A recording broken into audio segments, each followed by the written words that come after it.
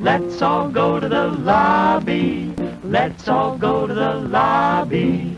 Let's all go to the lobby to get ourselves a treat. It's just things to eat. The popcorn can't be beat. The sparkling drinks are just dandy. The chocolate bars and the candies. Hello. I'm your host, Hobbs Horror, back with you with another Dollar Tree Theater. That's right, another glorious Dollar Tree Theater. We're talking anthologies. This is A Night of Horror, Nightmare Radio. I've acquired 2 or 3 of these, and that's the reason why this one is not opened. Because I've seen this before, and I just never really had a chance to review it, so I rewatched it. And let's talk about Nightmare Radio, A Night of Horror. 2019 film. You get 8 Tales of Terror. It's a 5.0 on IMDb. It's an hour and 44 minutes, which I gotta say, it goes by pretty quick. Basically, we follow Rob, who works at a radio station, and he gets these calls. All these calls that come through have a different story to be told. Some people are just calling to give facts. Some people are calling for emergencies. It's just kind of a mixture of events that occur.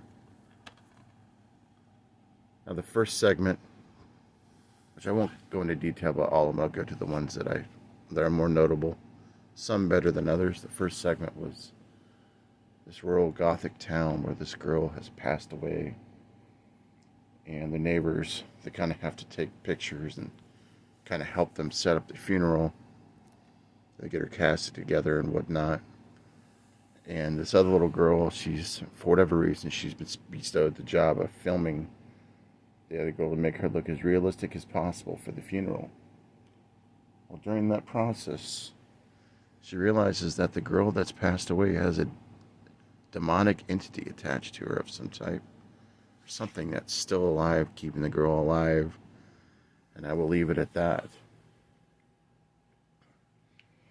The next one that stood out to me was a case where there was a girl who was a dancer. And she's going through a lot of stress as she's trying to be a professional dancer. She's not getting along technically with some of her other dance patrons.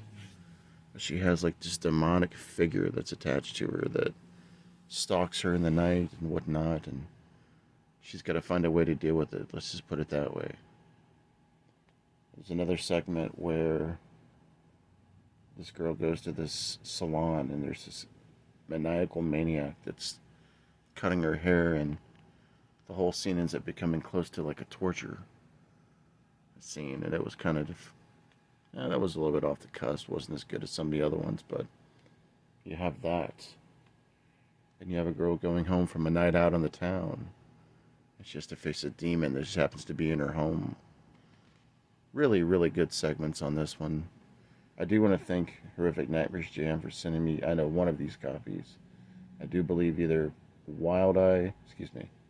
MVD or Jen sent me another one of these. So I've had a couple different copies of this film, but that's just 4 of the 8 segments. There's a lot of other good ones on here as well. A lot of demonic segments with a lot of CGI done correctly. Like there's a segment with a hag, an old hag, basically. When you get the old hag syndrome, where at night, someone's being stalked in their sleep. Something similar to that. And then there's a segment where a gentleman is in prison documenting things. That one was probably my least favorite of the ones. Just so much to look at. An hour and 44 minutes. Generally is a little long for me when it comes to anthologies. But I had a good time with this one. I give this one a 4 out of 5 on the Boglin scale. Again, you're going to get a lot of CGI.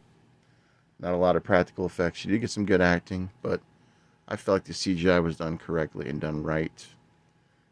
And, let me know if you guys have seen this. A Night of Horror, Nightmare Radio. I do believe you can watch this on Tubi. But thanks for watching Dollar Tree Theater. Catch up with you later. Hobbs Horror. I'm out. Peace.